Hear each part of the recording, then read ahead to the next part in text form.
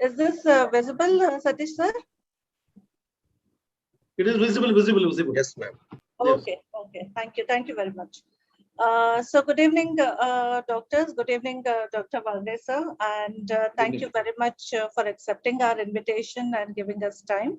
So it is my honor and privilege to introduce eminent speaker, today's eminent speaker. So Dr. Pradyut Vagre sir is a senior consultant pulmonologist from Hyderabad, and Sir has more than 34 years of experience and currently head of the department and professor of SVS Medical College, Mehboob Nagar.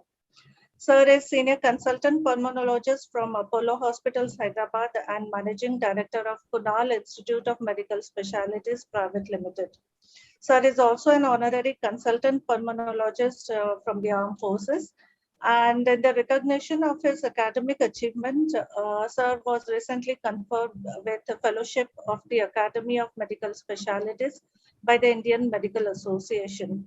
Sir is also a fellow of the American College of Chest Physicians and member of the British Thoracic Society and gold member of European Respiratory Society. Sir has recently elected as a fellow of the Royal College of Physicians, London, UK. Sir has many international publications and presentations to his credit. And Sir is also serving in the COVID advisory board for the Government of India. This is a very concise CV. Sir has stupendous contributions in the fields of medicine, research, philanthropy, and social causes too. So with this, may I request Sir to share his thoughts and a presentation on the current very important topic of COVID and curcumin. So over to you, sir. Thank you very much. Thanks a lot, Dr. Prachi, for your kind words and kind introduction. So good evening to you all. This evening, what I would like to do is not to talk about the routine management of COVID, which is there every day there is a seminar being arranged. But what I am going to do is some of the unknown things, or rather less known things, which are found to be very useful in the treatment of COVID-19 management. And before we actually go to the basic slide as such, let us see the slight overview of what is happening in the COVID-19 situation now. We all know that COVID-19 started in December 2019, and since that, almost in that span of 1.5 years, it has spread devastatingly and affected almost 1 billion people all over the world, with more than 1.5 million deaths in this 1.5 years. With the result, as WHO has declared it as a global pandemic in last year, February 2020. And most of the causes of these patients, especially in the second wave, in the first wave, we were seeing that almost 80% or 75 to 80% were mild COVID cases, only 5 to 10% were going into complications. Surprisingly, in this second wave, probably due to the presence of many of these mutant viruses, we are seeing more younger patients going into complications sooner. The typical teaching was that COVID mild cases are there for a week, and then after that they go into complications in the second or third week. But we have seen patients going into complications like pneumonia and very early in the disease itself. And most of these serious complications like severe pneumonia, acute respiratory distress syndrome, and cytokine storm resulting in multi-organ dysfunction, these are the causes of death even in younger people who are stuck with a ventilator for long and then they pass away. So we are facing a lot of challenges in the managing these new viruses which have come recently. And there is still, in spite of so much of development going on, we do not have any definite effective therapeutic or curative mode of treatment for COVID-19. We have talked about remdesivir, we have talked about favipiravir, and many other new drugs are on the horizon. But nobody can say it's 100% protective against treating or rather curing this coronavirus disease. Then the vaccines, of course, they are the sheet anchor. The vaccines, if everybody gets vaccinated, there is 100% protection. But again, if you see the vaccines developed so far, though they are coming at an impressive speed, but there is still a need of 100% effective and safe vaccines. Still, we don't have total protection from the vaccines. They vary from 75%, 80%, some claim 93%. but still many patients are there who are getting infected. I agree that by taking a vaccine, you may get infected, but you will not develop the complications of COVID-19, but it is not able to prevent 100% the infections. So still there is a lot of scope for specific targeted therapies to be found out and to attack at each level of the coronavirus pathophysiology. So keeping this in mind, many of the food nutraceuticals, what are called as phytochemicals, they were actually developed and seen and used as a prophylactic as well as a therapeutic in the management of these COVID-19 patients. Before we go on to these drugs, let us briefly, just revise the pathophysiology of COVID-19. COVID-19 is caused by the beta coronavirus, and the genome sequence of this COVID-19 virus, that is SARS-CoV-2, is almost 80% similar to the earlier SARS virus, what we had in the early 2000s. There are many types of proteins in this virus. The membrane protein is one, which is the predominant structural protein that helps in the assembly of the virion. And this membrane protein, by interacting with other structural proteins, maintains the shape of the virus.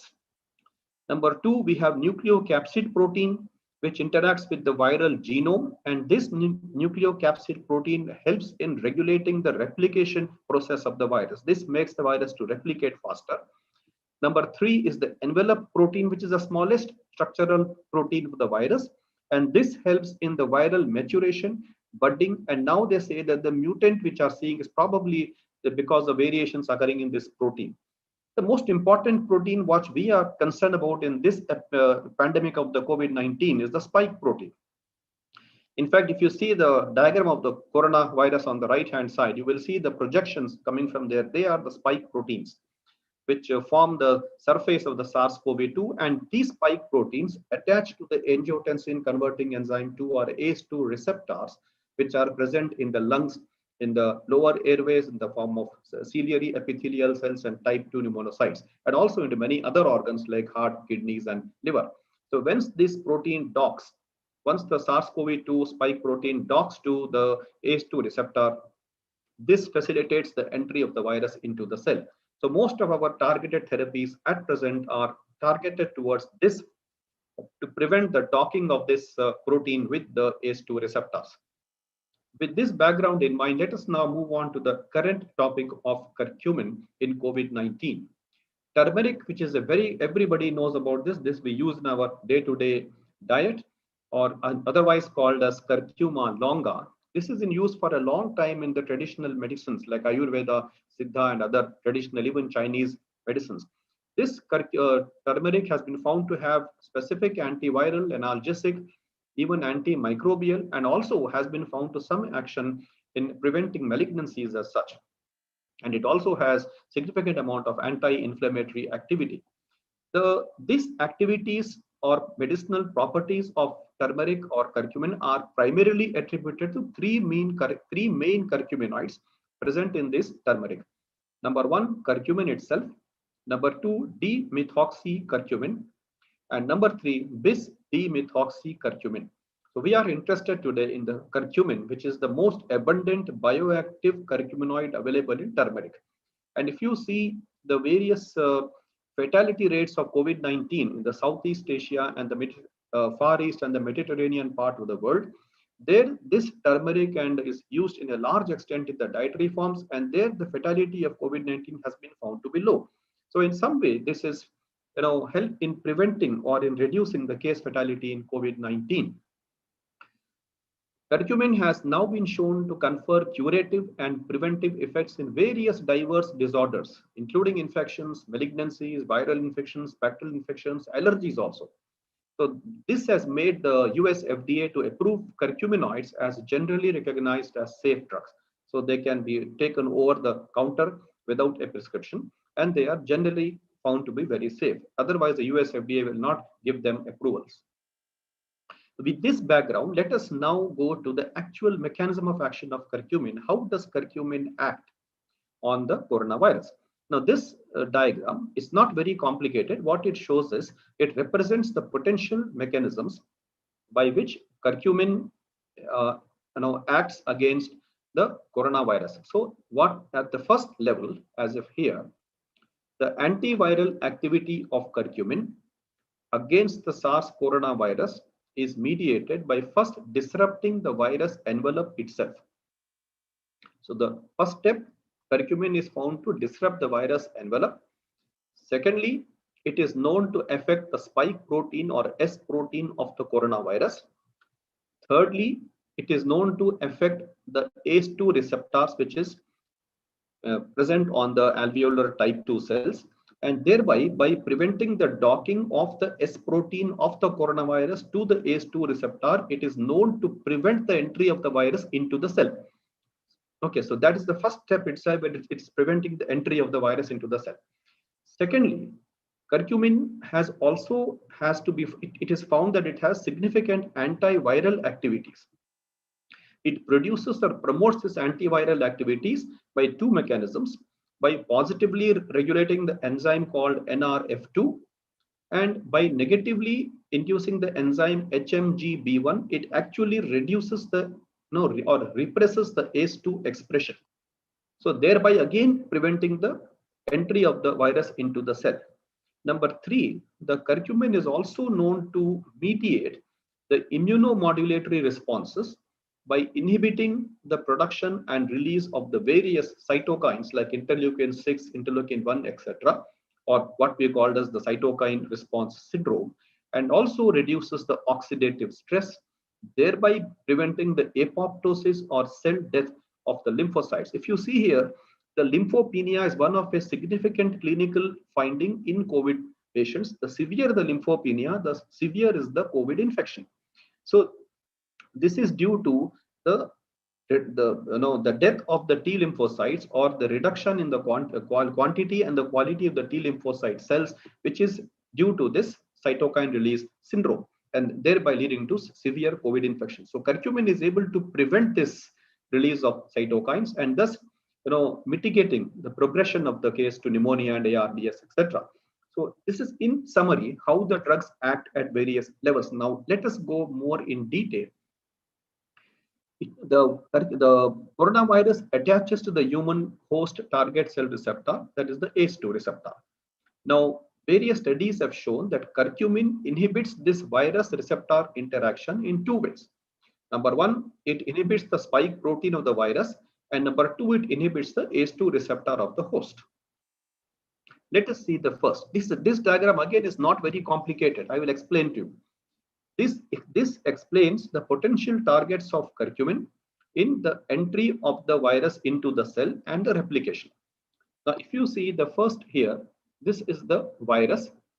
This is the viral membrane protein, and the projections are the spike protein. Okay, so this spike protein, this is the ACE2 receptor.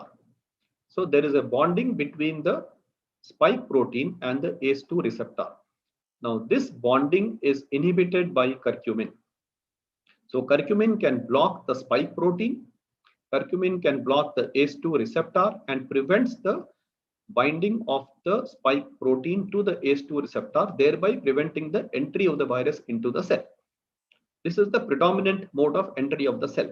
But there are various other ways through which the virus can gain entry other than the ACE2 receptor also, which most of the drugs are not acting. The other one is the TMPRSS2. TMPRSS2 is an enzyme, protease enzyme, which facilitates the entry of the virus into the host cell by various enzymatic mechanisms. This is also inhibited by curcumin. Number 3, basegin is another CD147 receptor.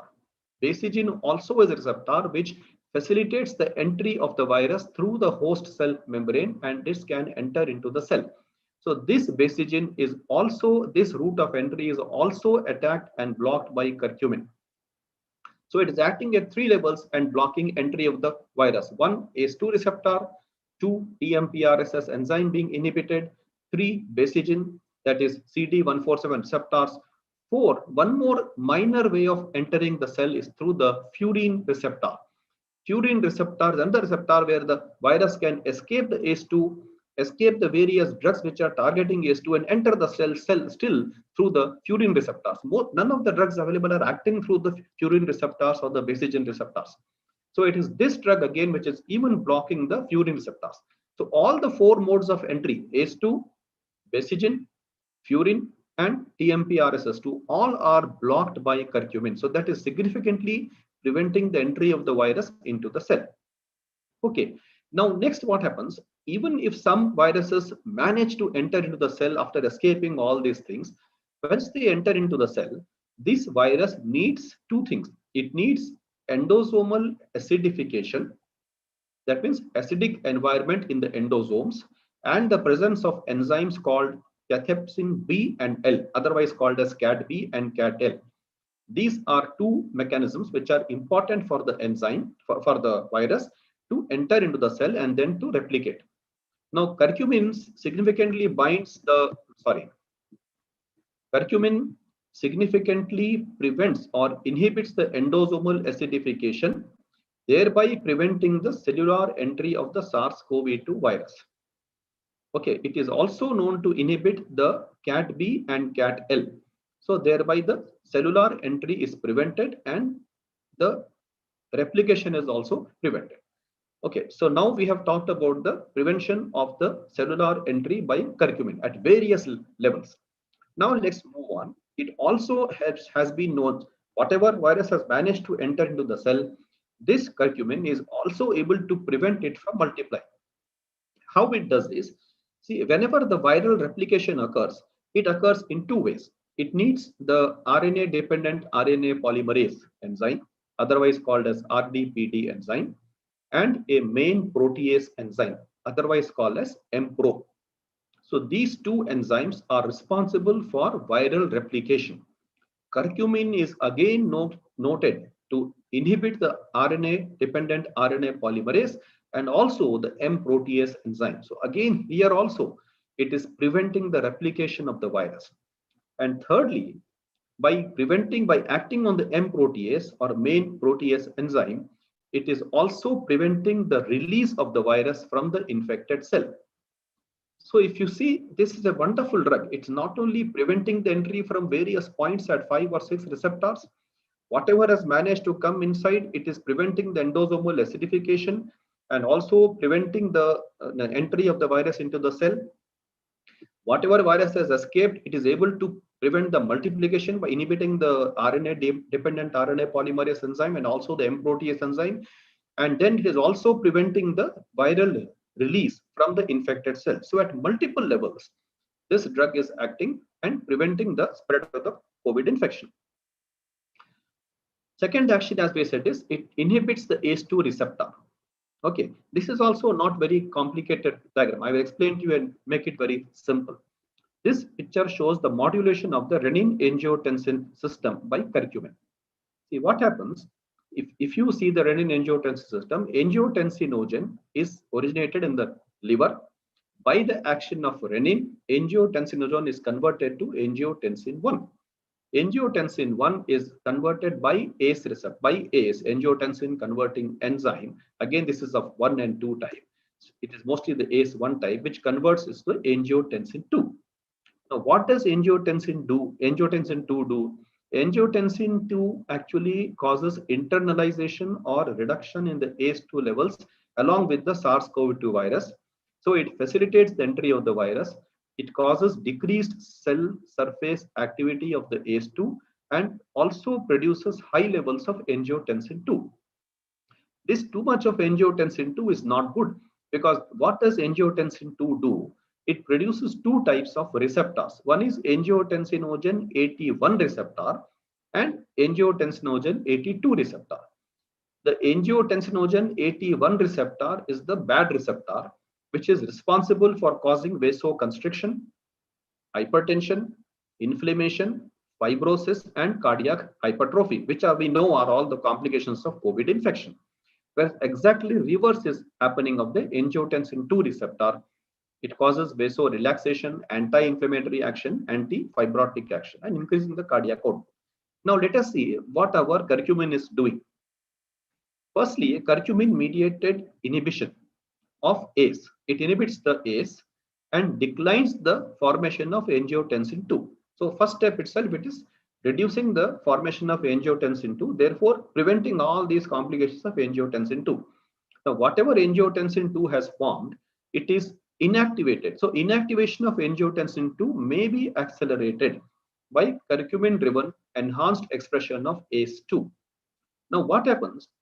Whatever angiotensin 2 has come into the cell, the curcumin can prevent the detrimental effects of this angiotensin 2 through the down regulation of angiotensin 81. So what I mean is the curcumin prevents or reduces the quantity of angiotensin 81 receptor, thereby preventing these complications of vasoconstriction, inflammation, fibrosis, etc. We are seeing so many cases of pulmonary fibrosis who are coming post-COVID recovery. And it is this drug which is able to prevent fibrosis to significant extent because of this mechanism of blocking the angiotensin 81 receptor. So we know this 81 is the bad receptor. So curcumin is blocking the bad receptor, preventing the harmful effects. Okay, let us remember like that. It is what it is doing is it is also encouraging the green, that is the good receptor. It stimulates the angiotensin A2 receptor and the MAS receptor. Both of these are good receptors because both of these are stimulated by curcumin and by reducing various angiotensin molecules. And what they do is these good receptors like angiotensin 2 and MAS receptor, they are opposite of 81. They cause vasorelaxation, vasodilatation, reduces the blood pressures.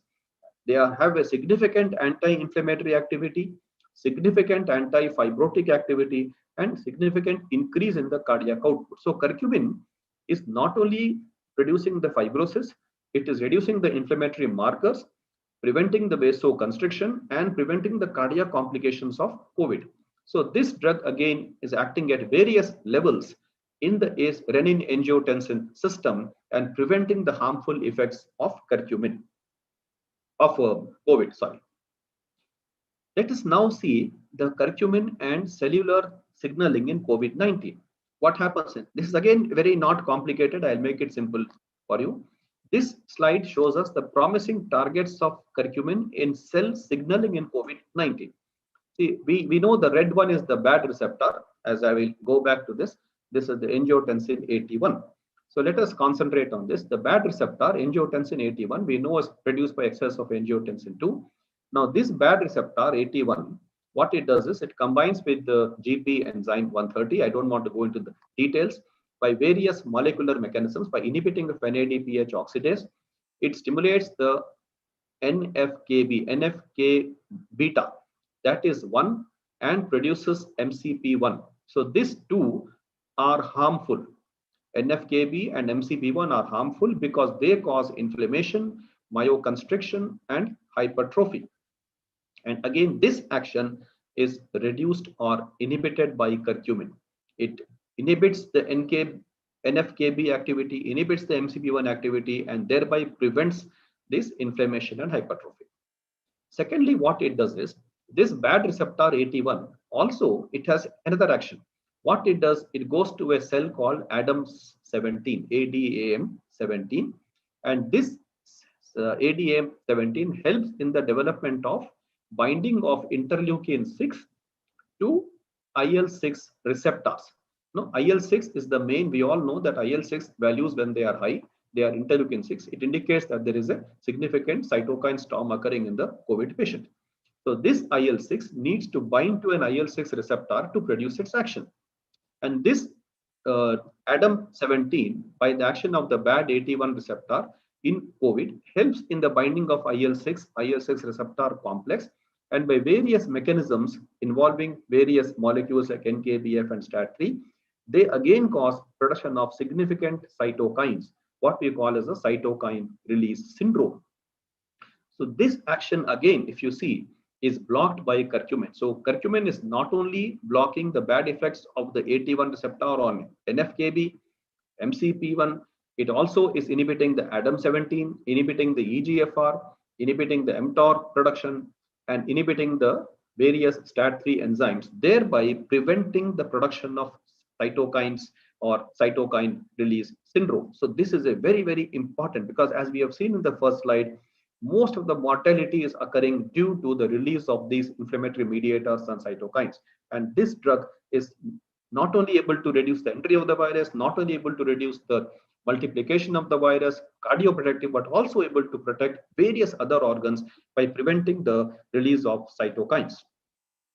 So this then, what is the role of COVID-19's cytokine storm and curcumin? See what happens, this is again a very simple slide. What it shows is inhibition of cytokine storm by curcumin. As we have discussed earlier, whenever there is a cell lysis occurs, there is release of various infected cells and cellular contents from that lysed alveolar cells. So the COVID virus through its spike protein has attached to the ACE receptor, resulting in cell death and release of various mediators. The two important mediators of this are the damage associated molecular proteins and pathogen associated molecular proteins. These are the two things which are released from this virus, which has infected the cell and cell has lysed. Now these DAMPs and PAMs, they are actually stimulated by a receptor called TLR, toll-like receptor. So this toll-like receptor helps in the entry of these DAMPs and PAMs, and through a mechanism involving various enzymes, it causes inflammation, what we call as NL3 inflammasome. And this inflammasome is responsible for the production of various cytokines which are highly inflammatory, like interleukin 1, IL2, IL6, IL10, TGF-beta, etc. And all these interleukins, they cause the cytokine release syndrome or cytokine storm, and they cause multiple affection of the body. Again, our curcumin is able to prevent this. It inhibits the TLR, inhibits the NKFP, inhibits the inflammasome, and thereby preventing the reduction in or the release of these cytokines, and thereby preventing the multiple organ failure, which is very commonly seen in severe COVID crisis. Lot of drugs like tocilizumab, etc., have come, benzasizumab and bacintrib, which are actually known to be IL-6 antagonists. They are monoclonal antibodies against IL-6, but then they are so expensive and they are so toxic drugs. So if this simple curcumin is able to do the same job what these drugs are doing, and so that is really a very path-breaking mechanism of this drug. It's very interesting to find that this drug is able to block at various levels, not only entry, multiplication, but also the various pathophysiologic mechanisms which make this person sick because of the COVID infection. Now, with this background in the lungs, let us see how it prevents the cardiovascular damage. And one more thing before you go to the heart, in the lungs, we know it is the type 2 alveolar cells where these ACE receptors are blocked. And type 2 are alveolar epithelial cells. They form the type 1 cells. It is the type 1 cells which are responsible for our breathing to occur smoothly. So when these type 2 cells are disrupted, type 1 cell formation is reduced, so leading on to breathing problems and pneumonia. Coming to the cardiovascular system, we know that ACE2 enzyme is involved in cardiovascular enzyme functions as well as in diabetes and hypertension development. And this SARS-CoV-2 infection is initiated by binding of the spike protein to these ACE2 receptors. And they are expressed, we know, in the lungs, heart, kidneys, also in the liver. And so these SARS-CoV-2, by binding to these alveolar epithelial cells, they cause the infection. We have seen all this in the previous slides. It is found that these infections of SARS-CoV-2 are more severe in those patients who have associated cardiovascular disease. We know that comorbidities like cardiovascular disease worsen the prognosis in COVID patients. But why it is there? Because this may be potentially due to the fact that the ACE2 is expressed more in patients with cardiovascular disease when compared with people without cardiovascular disease. So that's why these people are at higher risk of developing complications of COVID infections. And this, in patients with COVID-19 infection, it is found that due to the imbalance between the Th1 and Th2 type of helper T cells, which is mediated by the inflammatory triggers produced by the COVID vaccine, COVID infection, that is resulting in cardiovascular complications. So curcumin, we know, we have just seen that it reduces this inflammatory response, improving this type 1 and type 2 of the imbalance, reducing inflammation and preventing necrosis of the myocardial tissue. So that is where it is improving the cardiac functions as well. Then we come to effect of curcumin with kidney damage. We know that there is increased incidence of acute kidney injury in COVID infections. And this is usually again due to the cytokine storm or the inflammatory response which is seen in these patients. And once the acute renal injury occurs in these COVID patients, their mortality significantly rises. Okay. We also know that the ACE2 receptors are highly expressed in the kidneys like the lungs. And so by a reduction in ACE2 and an increase in ACE expression could potentially result in a kidney damage. So this curcumin, what it is doing, it is potentially upregulating the ACE2 and thereby improving the renal blood flow. It is also having a potential anti-fibrotic effect in the kidneys. So it reduces renal fibrosis by various enzymatic mechanisms, and it also increases the expression of anti-inflammatory factors. There are various anti-inflammatory factors. One most important thing is the heme oxygenase 1, HO1. Various studies have found that heme oxygenase 1 levels are significantly reduced in severe COVID infections. So this is a very important anti-inflammatory factor. So if this is reduced, it is not able to tackle the inflammation. So curcumin is known to increase the levels of this heme oxygenase, thereby increasing the anti-inflammatory activity and reducing the inflammation. Next, we have also seen effects of curcumin in preventing oxidative stress. We all know that oxidative stress is present in all lung injuries, including ARDS caused by viruses such as COVID and other influenza viruses also. And this oxidative stress is the reason for a maintenance of chronic low-grade inflammation, as we are seeing in the value of the CRPs, which are constantly elevated. This is due to the oxidative stress. And SARS-CoV-2 has a papain-like protease, which results in significant generation of reactive oxygen species. And this is responsible for the chronic inflammation occurring in these COVID patients. Now, curcumin has the ability to scavenge these various intracellular small oxidative molecules.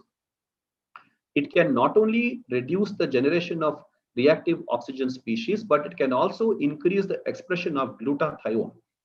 Glutathione is one of the most potent the antioxidant available in the lungs, in the alveoli. So once this glutathione level is increased by curcumin, significant amount of anti-inflammatory activity can be seen, and thereby the inflammatory reactions of COVID-19 can be reduced. So that is one of the very important role which curcumin plays in upregulating the expression of the glutathione levels.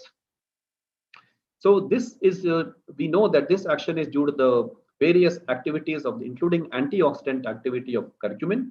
It not only suppresses the viral multiplication, but it also reduces the complications in the form of pneumonia caused by the virus. Therefore, curcumin has been found to be a beneficial, it has a significant beneficial antioxidant properties in the treatment of SARS-CoV-2 mediated oxidative stress occurring in the lungs.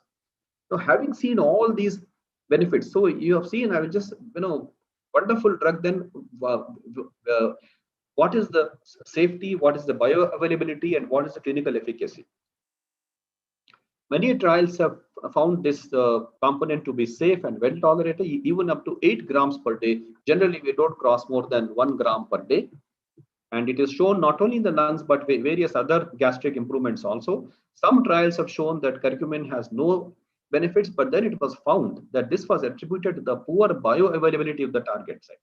So you are taking the drug, but it's not that much availability. The bioavailability is not significant at the target site due to various factors like low absorption, rapid hepatic metabolism, and rapid clearance of this curcumin by the GI tract. And it is also unstable at the physiological pH.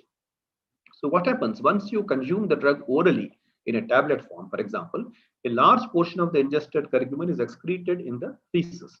And therefore, the intestines absorb only a very small amount of curcumin. And whatever drug of curcumin is absorbed, it is rapidly metabolized by the liver, yielding an aqueous soluble moiety, which is again removed by the kidney, and therefore resulting in very low levels of plasma levels of curcumin. So that's the problem presently we are facing with the bioavailability. So to counteract this, various nano formulations of curcumin has now been developed, and I think few are already available in the markets internationally. And they are now trying to deliver this nano formulation specifically into the pulmonary tissue directly. So the obstacle of low bioavailability can be easily tackled by these nano formulations. And by delivering the drug directly at the lungs itself, like how you do the inhalers in asthma, this has significant advantages. Number one, you can deliver the drug directly in high concentrations to the site of the infection, where the coronavirus infection is there in the alveolar site. The drug deposition, where it is required in the lower airways and alveoli, can be easily and rapidly achieved. Lung has a large surface area, so there is a large area for the drug absorption to take place, and there is a lower amount of intra and extracellular detoxification of this drug in the pulmonary system, unlike the GI tract. And this nanotechnology based formulation has actually now dramatically eased the delivery of the drug to the pulmonary system. Now, there are various encapsulated nanocarriers like liposomes, niosomes, etc. I don't want to go into details. Some of these nano formulations are already being used in colorectal cancers, but for the COVID, they are being developed and few products are in the market abroad already. Now, this nano formulated curcumin can be delivered in a dry powder form, just like you take inhalers for asthma or you take the Rotahelus for asthma. This can be seen in inhaled form through nebulizer, dry powder form, either a nasal spray or a gel.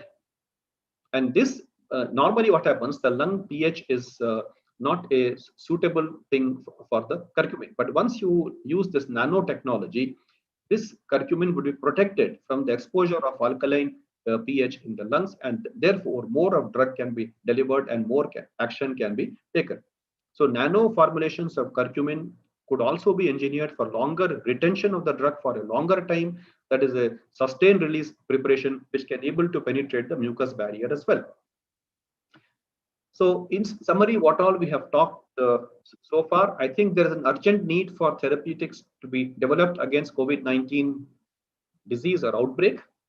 Besides vaccine trials, there are few drugs, as I told already, remdesivir and various other interferon-based drugs. These are based on the prior knowledge of the SARS-CoV and MERS-CoV infections, which are being repurposed for use for the. Even remdesivir is a repurposed drug. It's not having 100% effect on this COVID-19. And the ability of curcumin, which is freely available to modulate a wide range of molecular targets, which we have discussed in detail just now, I think makes it a very tall candidate for the management of this COVID infection. We have seen that curcumin has beneficial effects, not only to prevent entry of the virus into the cell, but it is able to modulate the various molecular targets that contribute to the attachment and internalization of SARS-CoV-2, not only in the lungs, but in many organs, including heart, liver, and the kidney also.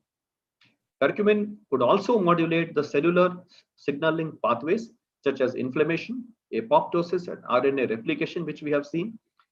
This drug also suppresses the pulmonary edema causing ARDS and pulmonary fibrosis, which are very commonly seen with post-COVID infections. It has an antiviral agent for both the prevention and treatment of new emerging coronaviruses. It has well-documented anti-inflammatory immunomodulatory actions, and with solid evidence of anti-fibrotic and pulmoprotective effects of this drug. I have used this drug in anti-fibrotic activity. I use it with nintedanib as well as in curcumin, and I found very good results in this COVID-19 induced fibrosis.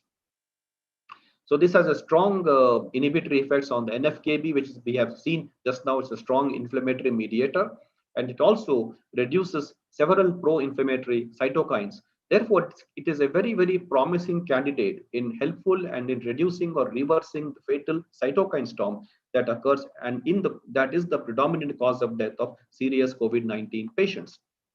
So in conclusion, I would like to say that pulmonary delivery of nano-formulated curcumin, it's going to be available soon, such as liposomal curcumin, would help in more of deposition of the drug in the lower airways at a higher concentration, which may inhibit the infectivity of SARS-CoV-2 and concomitantly mitigate various pulmonary inflammation and complications of cytokine storm and progression to ARDS.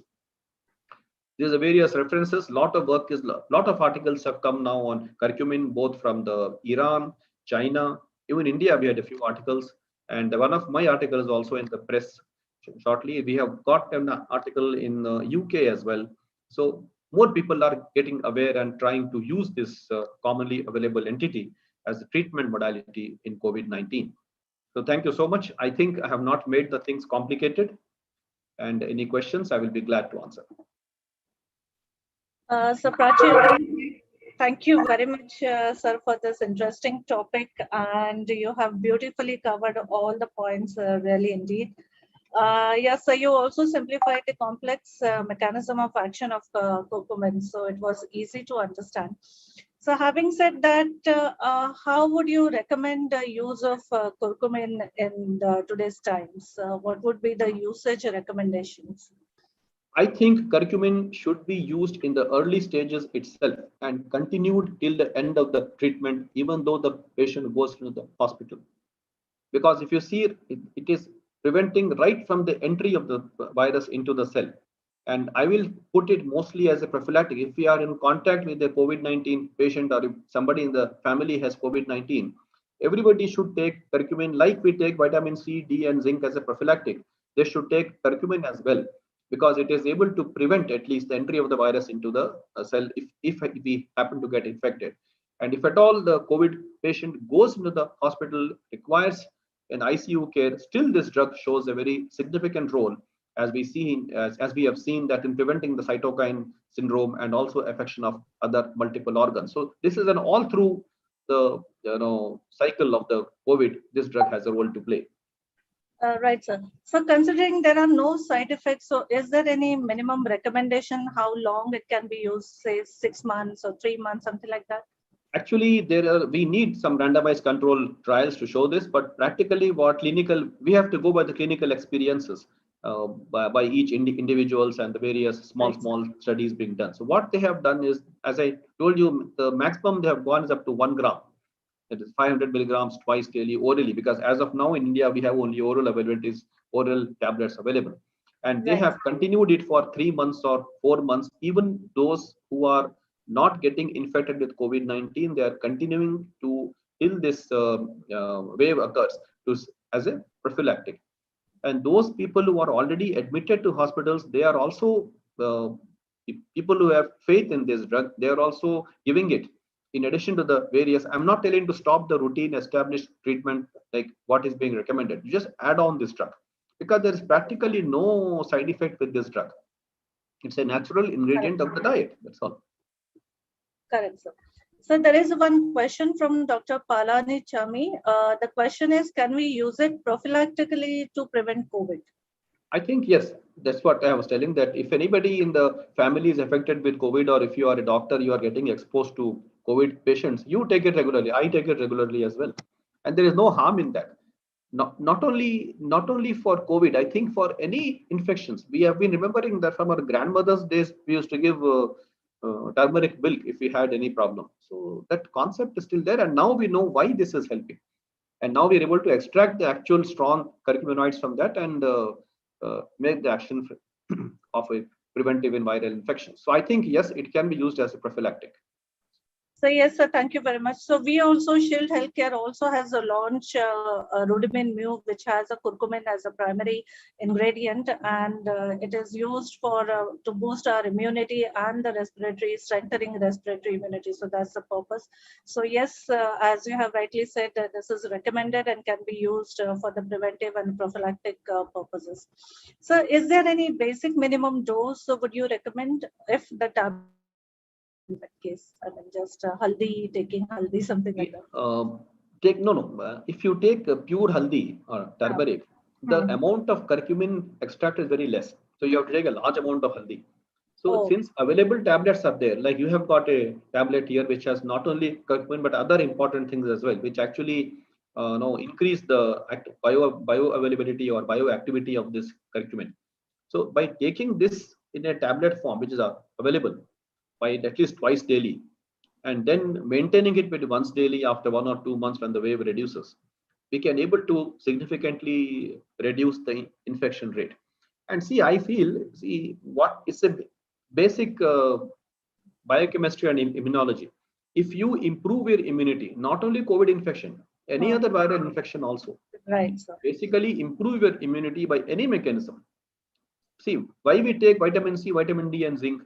because of its immunity action. Vitamin C improves immunity, vitamin D is immunomodulatory, zinc again increases immunity. So this drug, when we have seen this drug is acting not only as an immune booster, but is acting as various levels. So many levels we have seen the drug action. So I think where is the harm in not taking drug? Everybody should take it when at least till this pandemic is on. Right, sir. Thank you very much. There is no question per se. Dr. Vimal Mishra had put one comment that proactive use of curcumin in COVID infection, especially in the first week of infection, is useful. So that's the comment by Dr. Mishra. So thank you very much. And so you agree with that comment, correct? Yeah, I think in the first wave also, we had used this drug significantly. And as I told you, the significant complications were not seen so much in the first wave, but now we are seeing more of complications. So this is all the more important because now we know, that time we did not know much mechanisms also, but now we are learning more of the mechanisms and various metabolic pathways where the drug is acting. So I think the use of this drug has to increase more and more. And there is no harm in giving this drug in COVID patients or non-COVID patients also as a prophylactic. Okay. So as you have correctly mentioned about the complications, the question is about that only from Dr. Kasturi Bai. The question is, can we use it in comorbidities like heart diseases and diabetes? I think yes, as I told in my two of my slides, not only COVID-induced heart disease, but even in diabetes, hypertension, and cardiovascular disease, or any of these metabolic, lifestyle changes. By taking this drug, it is improving your immunity and able to prevent infections. And we have seen that when we have these comorbid infections and we get COVID infection, our chances of getting complications are high, morbidity is high, mortality is high. So if we are having any comorbid infections, it is almost mandatory that you should take this. Right, sir. So thank you very much, sir. So thank you for that excellent presentation and all the topics.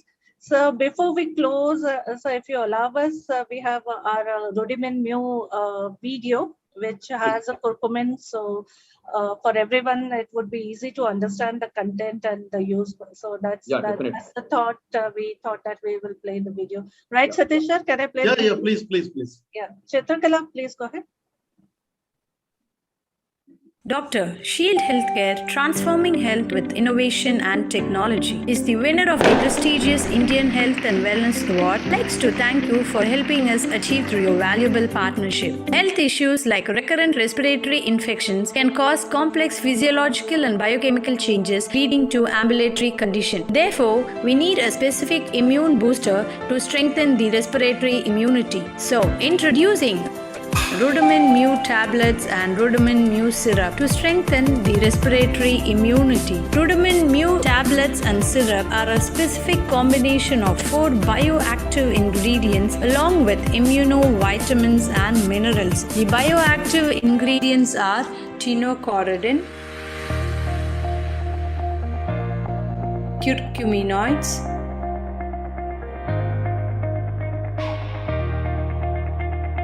Aceminin, Ocimum sanctum.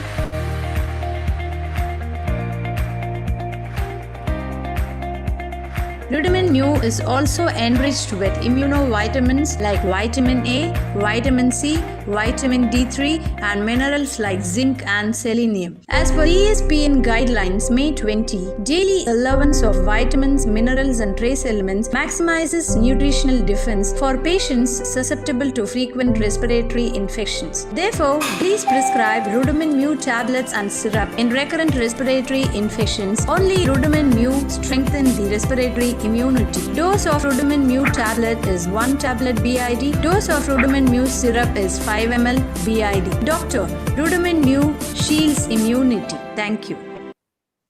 So thank you very much. Satish sir, over to you. Yeah, sir, as discussed before Dr. Prachi could join, we talked about the observational studies as well as RCT.